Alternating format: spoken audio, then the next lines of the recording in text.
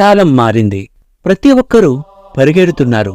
తమ కుటుంబాల కోసం, సంతోషాల కోసం, లక్ష్యాల కోసం యంత్రాల్లా పరిగెడుతున్నారు. కానీ కొన్ని రోజులుంటాయి, ఖచ్చితంగా ఆగి ఆలోచించే రోజులు, భవిష్యత్తు తరాలకు పునాదులు వేసిన రోజులు. అలాంటి రోజులలో ఒకరోజే మనం ఈరోజు చెప్పుకోబోతున్నాం.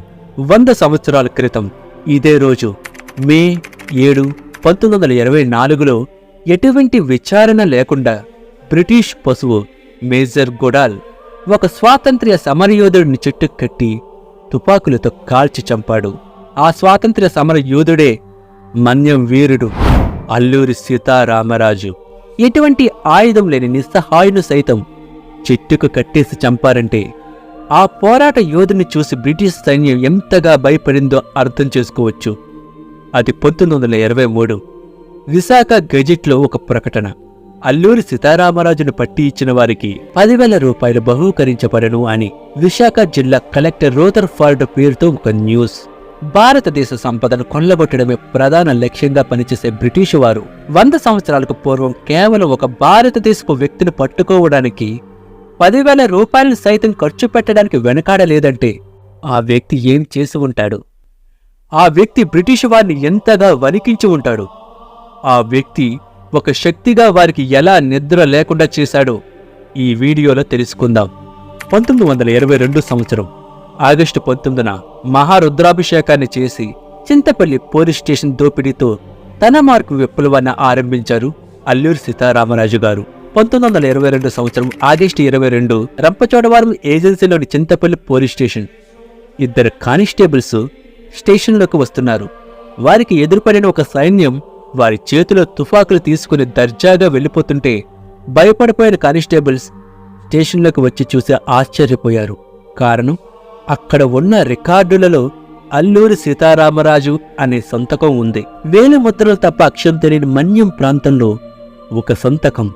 మొట్టమొదటిసారిగా అల్లూరి సీతారామరాజు అంటే బ్రిటిషు వారికి చెమటలు పట్టేలా చేసింది. సుమారు 300 సైన్యంతో పోలీస్ స్టేషన్ను కొల్లగొట్టిన అల్లూరి సీతారామరాజు భారతీయులపై అక్రమ కేసులున్న రికార్డును చింపేశాడు. తుపాకులు, మందుగుండు సామాగ్రిని స్వాధీనం చేసుకున్నారు.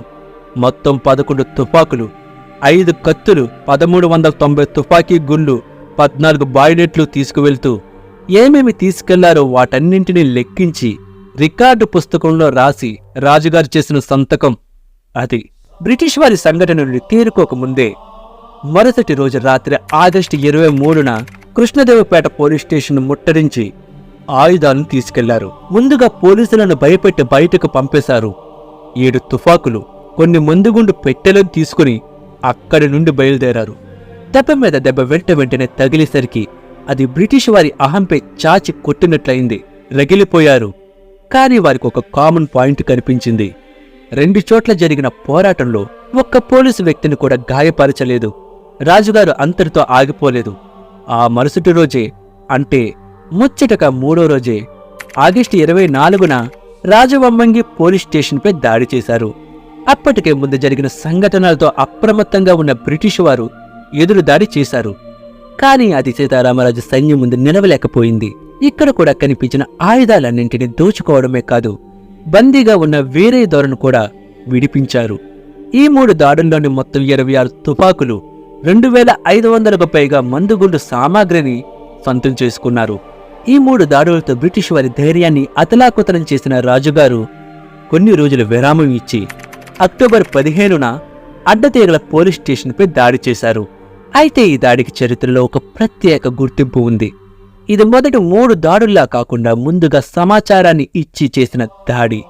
ప్రభుత్వం పూర్తిగా అప్రమత్తంగా ఉండి కూడా సీతారామరాజు సైన్యాన్ని ఏమాత్రం నిలువరించలేకపోయింది. ఆయుధాలను అందకుండా దాచిపెట్టడం మినహా ఎటువంటి ప్రతిఘటన చెయ్యలేకపోయింది. సీతారామరాజు గారి చరిత్రలో అడ్డతీగల పోరాటం ప్రత్యేకమైనది. ఇలా పోరాటం వెనుక పోరాటం చేస్తూ బ్రిటిష్ వారి గుండెల్లో వణుకు పుట్టించిన సీతారామరాజు ఎన్నో పోలీస్ స్టేషన్లను కొల్లగొట్టారు. ఎంతోమంది అనుచరులను పోగొట్టుకున్నారు. ఎంతోమంది మన్యం ప్రజలకు ఆరాధ్య దైవమయ్యారు. వారి భయాన్ని పోగొట్టే శక్తిగా, వారి ఆరోగ్యాన్ని రక్షించే ఆయుర్వేద వైద్యుడిగా సేవలందించారు.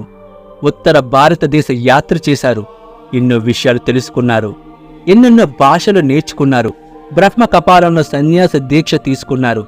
గజశాస్త్రము, గృహవైద్య గ్రంథము, అశ్వశాస్త్రము, మంత్రపుష్పమాల, రసాయన ప్రక్రియలు వంటి విషయాలపై స్వయంగా గ్రంథాలను రాసి భద్రపరుచుకున్నారు. బ్రిటిష్ దురాంతాలపై ఉక్కుపాదం మోపి భారతీయులకు స్వేచ్ఛను అందించాలనే దృఢ సంకల్పంతో ఎన్నో పోరాటాలు చేసిన అల్లూరి సీతారామరాజు కేవలం 27 సంవత్సరాల వయసులోనే బ్రిటిష్ కుక్కల తుపాకీ గుళ్లకు నేల కొరిగారు. అలాంటి మహనీయుడిని స్మరించుకోవాల్సిన బాధ్యత భారతీయులుగా, ముఖ్యంగా తెలుగువారిగా మన కర్తవ్యం. జై హింద్.